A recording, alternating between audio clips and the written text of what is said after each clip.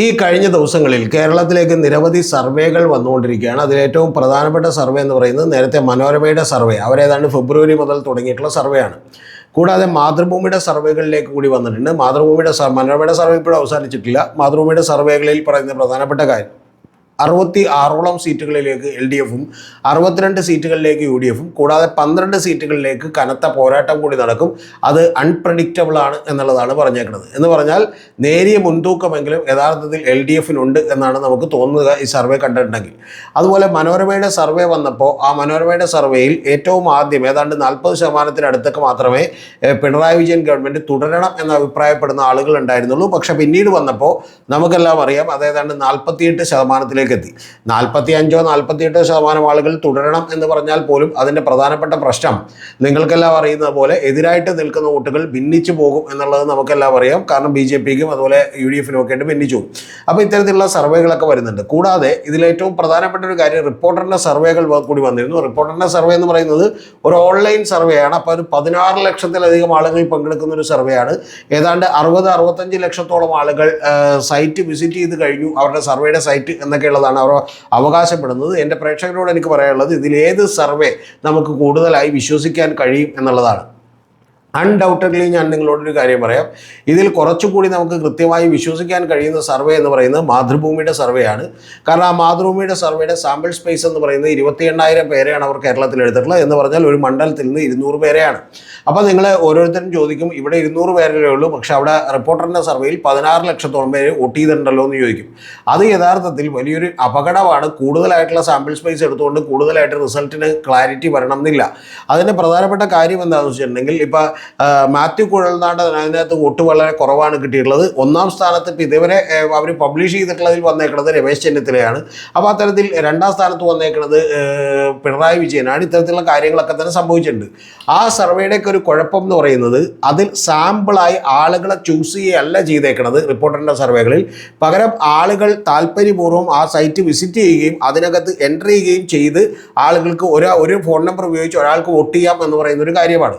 അത് യഥാർത്ഥത്തിൽ നിങ്ങളൊന്ന് ആലോചിച്ച് നോക്കൂ. വളരെ കൃത്യമായി ഒരു സോഷ്യൽ മീഡിയ ഉപയോഗിക്കുന്ന അത്തരത്തിലുള്ളൊരു ടീമുള്ള ആളുകൾക്ക് ഒരു കൊട്ടേഷൻ കൊടുത്തിട്ടുണ്ടെങ്കിൽ വേണമെങ്കിൽ ആളുകൾക്ക് നിരന്തരമായി കയറി അത് മാനിപ്പുലേറ്റ് ചെയ്തുകൊണ്ട് തങ്ങളുടെ ഇമേജ് വർദ്ധിപ്പിക്കാൻ കൃത്യമായിട്ട് കഴിയും എന്നുള്ളൊരു യാഥാർത്ഥ്യം അവിടെ ഉണ്ട്. പക്ഷേ നമ്മൾ അതല്ലാതെ ഇപ്പോൾ മാതൃഭൂമിയുടെ സർവേയിൽ ഒരു മണ്ഡലത്തിൽ നിന്ന് നിങ്ങൾ അറിയേണ്ട 2 ലക്ഷം വോട്ടിൽ നിന്ന് കേവലം 200 പേരെ തിരഞ്ഞെടുക്കുമ്പോൾ പോലും ആ 200 പേരിൽ അവിടുത്തെ മതം, ജാതി, അതുപോലെ തന്നെ വിവിധ വിഭാഗങ്ങൾ, ജെൻഡർ, അതുപോലെ തന്നെ ഇൻകം ബേസ്ഡ് ആയിട്ടുള്ള വിഭാഗങ്ങൾ, ഇവരെല്ലാവരെയും തന്നെ വളരെ കൃത്യമായ റെപ്രസെൻറ്റേഷനോടുകൂടി തിരഞ്ഞെടുത്താൽ ആ തിരഞ്ഞെടുക്കുന്നവരുടെ അഭിപ്രായമായിരിക്കും ഇതിനേക്കാൾ കറക്റ്റ്. മറ്റേത് നിങ്ങളൊന്ന് ആലോചിച്ച് നോക്കൂ. ഇപ്പോൾ 10,000 പേര് അല്ലെങ്കിൽ 1 ലക്ഷം പേര് യഥാർത്ഥത്തിൽ എന്ത് ചെയ്യുന്നു? ഇപ്പോൾ 20,000 പേര് ഒരു മണ്ഡലത്തിൽ നിന്ന് വോട്ട് ചെയ്യുന്നു എന്ന് വിചാരിക്കും. 20,000 പേര് ഒരു മണ്ഡലത്തിൽ നിന്ന് വോട്ട് ചെയ്യുന്നു എന്ന് വിചാരിച്ചാൽ ആ 20,000 പേരും ഏതെങ്കിലും തരത്തിൽ ബയസ്ഡ് ആയിട്ടുള്ള ആളുകളോ അല്ലെങ്കിൽ അവിടെ നിലനിൽക്കുന്ന MLA-മാർക്ക് കുറച്ചുകൂടി അത് മാനേജ് ചെയ്യാൻ പറ്റും. കാരണം എതിർ സ്ഥാനാർത്ഥി ആരാണെന്ന് തീരുമാനിക്കപ്പെട്ടിട്ടില്ല. അപ്പോൾ അവരെ സംബന്ധിച്ചിടത്തോളം അവർ ഇത്തരം കാര്യങ്ങൾ മാനേജ് ചെയ്യാനായിട്ടൊരു ടീമിനെ ഏൽപ്പിച്ചിട്ടുണ്ടെങ്കിൽ ഈ കൂടുതൽ വോട്ടുകൾ ഉണ്ടാക്കാൻ പറ്റും. കൂടാതെ CPM പോലെയുള്ള പാർട്ടികൾക്കൊക്കെ തന്നെ വളരെ കൃത്യമായിട്ടുള്ള സംവിധാനങ്ങളുണ്ട്. അവരുടെ പാർട്ടി കേഡർമാരോട് പറഞ്ഞാൽ അവർ കൃത്യമായിട്ട് വോട്ട് ചെയ്യിക്കും. ഇത് യഥാർത്ഥത്തിൽ മുസ്ലിം ലീഗിൻ്റെ കാര്യത്തിൽ സംഭവിക്കും. പക്ഷേ നിങ്ങളൊന്ന് ആലോചിച്ച് നോക്കൂ, മറ്റ് ഘടകകക്ഷികളുടെ കാര്യത്തിൽ ഇത് സംഭവിക്കണം എന്നില്ല, അതുപോലെ തന്നെ കോൺഗ്രസിൻ്റെ കാര്യത്തിൽ ഇത് സംഭവിക്കണം എന്നില്ല. കാരണം എന്താ? അവിടെ അത്തരത്തിലുള്ള വളരെ ടാർഗറ്റഡ് ആയിട്ടുള്ള ഒരു എഫേർട്ട് നടത്താൻ തന്നെ ആരും ഉണ്ടാവില്ല എന്നുള്ളതാണ് വാസ്തവം.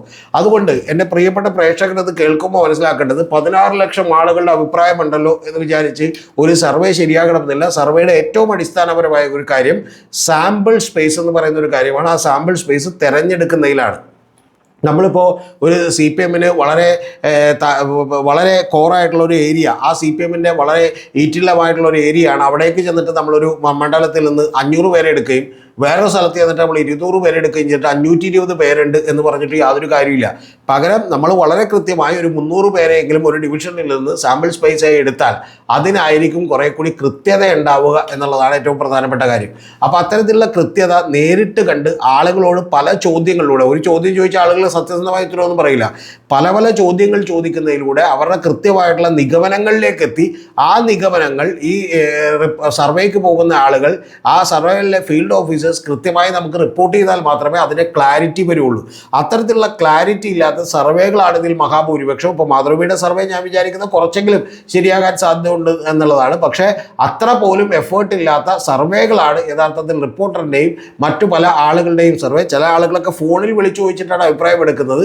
ഇപ്പോൾ അത്തരത്തിൽ ഫോണിൽ വിളിച്ച് ചോദിച്ചാലൊന്നും ആളുകൾ കൃത്യമായിട്ട് പറയണമെന്നില്ല. ഇപ്പോൾ ലോക് പോളിൻ്റെ സർവേയിലൊക്കെ തന്നെ അവർ ഏതാണ്ട് 42,000-ഓളം വരുന്ന ആളുകളുടെ ഡീറ്റെയിൽസ് എടുത്തിരുന്നു എന്നാണ് പറയുന്നത്. അതുകൊണ്ട് കൂടുതൽ ആളുകളുടെ എടുക്കുന്നു എന്നുള്ളതല്ല, ആ ആളുകളുടെ റെപ്രസെൻറ്റേഷൻ വളരെ ശരിയാം പദം ആ മണ്ഡലത്തിൻ്റെ ഈ പറഞ്ഞ പോലെ ഒരു റിസൾട്ട് പ്രതിഫലിപ്പിക്കുന്ന രീതിയിൽ വളരെ അൺബയസ്ഡ് ആയിട്ടുള്ള ആളുകളുടെ എടുക്കുന്ന രീതിയിലുള്ള റിസൾട്ട് ആണെങ്കിൽ മാത്രമേ ഇത് കൃത്യമാകൂ എന്നുള്ളതാണ് എൻ്റെ പ്രേക്ഷകരോട് പറയാനുള്ളത്. അതുകൊണ്ട് കുറച്ചുകൂടി വിശ്വസിക്കാവുന്ന ഒരു സർവേ എന്ന് പറയുന്നത് യഥാർത്ഥത്തിൽ മാതൃഭൂമിയുടേതാണ്. ഇതിൽ മറ്റൊരു കാര്യം കൂടി പറയട്ടെ, റിപ്പോർട്ടറിൻ്റെ ഇത്രയും പേര് പങ്കെടുത്തു എന്നുള്ളത് കൊണ്ടൊന്നും വലിയ അടിസ്ഥാനമില്ല. അത് ഓരോ MLA-മാരും അത് മാനേജ് ചെയ്യണമെന്ന് വിചാരിച്ചാൽ അവർക്ക് വലിയ റേറ്റിംഗും വലിയ വോട്ടും ഒക്കെ കിട്ടും എന്നുള്ളതാണ് യാഥാർത്ഥ്യം. പലപ്പോഴും ഘടകകക്ഷികളുടെ MLA-മാർക്കായിരിക്കും ഏറ്റവും കുറവുണ്ടാവുക. അതിൻ്റെ പ്രധാനപ്പെട്ട കാര്യം അത്തരത്തിലുള്ളൊരു കാര്യം പലപ്പോഴും ആളുകൾ എന്ത് ചെയ്യില്ല. കൂടാതെ അടുത്ത തവണ മത്സരിക്കാൻ എന്ന് താല്പര്യമില്ലാത്തവരൊന്നും ചെയ്യില്ല. അപ്പോൾ അതുകൊണ്ട് ആ സർവേക്ക് വലിയ പ്രശ്നങ്ങളുണ്ട്. അതൊരു ഓൺലൈൻ പ്ലാറ്റ്ഫോമിലേക്ക് നിങ്ങൾ ചെന്ന് വോട്ട് ചെയ്യുന്നു എന്ന് പറഞ്ഞാൽ നിങ്ങൾക്ക് വേണമെങ്കിൽ വളരെ കൃത്യമായി മാനേജ് ചെയ്യാനും എത്രത്തോളം റേറ്റിംഗ് ഇപ്പോൾ ഉണ്ട്, ഇനി 2 ദിവസങ്ങൾ കൊണ്ട് എത്ര കൂട്ടണമെന്നൊക്കെ കൃത്യമായി മാനേജ് ചെയ്യാനും കഴിയാവുന്ന ഒരു കാര്യമാണ്. പക്ഷേ മാതൃഭൂമിയുടെ സർവേ അത്രത്തോളമല്ല. ഇനി മനോരമയുടെ സർവേ കഴിഞ്ഞ തവണ അടപടലം തകർന്നു പോയൊരു സർവേയാണ് മനോരമ സീ വോട്ടർ സർവേ. അതിൻ്റെ പ്രധാനപ്പെട്ട കാര്യം സീ വോട്ടർ പലപ്പോഴും ഫോണിൽ വിളിച്ചിട്ടാണ് ഡീറ്റെയിൽസ് ഒക്കെ എടുക്കുന്നത്.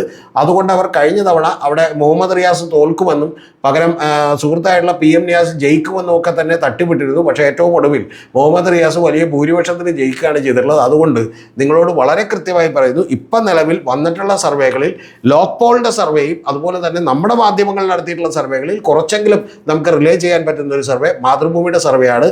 അല്ലാതെ നമ്പർ കൂടിയത് കൊണ്ട് ഒരു കാരണവശാലും സർവേ നടത്തുന്ന ആളുകൾക്കറിയാം അതിൻ്റെ സാമ്പിൾ സ്പേസിൻ്റെ റെപ്രസെൻറ്റേഷൻ കൃത്യമല്ലാതെ ഇതുപോലെ വലിയൊരു ജനത്തിന് വോട്ട് ചെയ്യാൻ പറ്റുന്ന രീതിയിൽ തുറന്നു വെച്ചിട്ട് ഒരു സർവേകളും കൃത്യമാകാൻ സാധ്യതകളില്ല.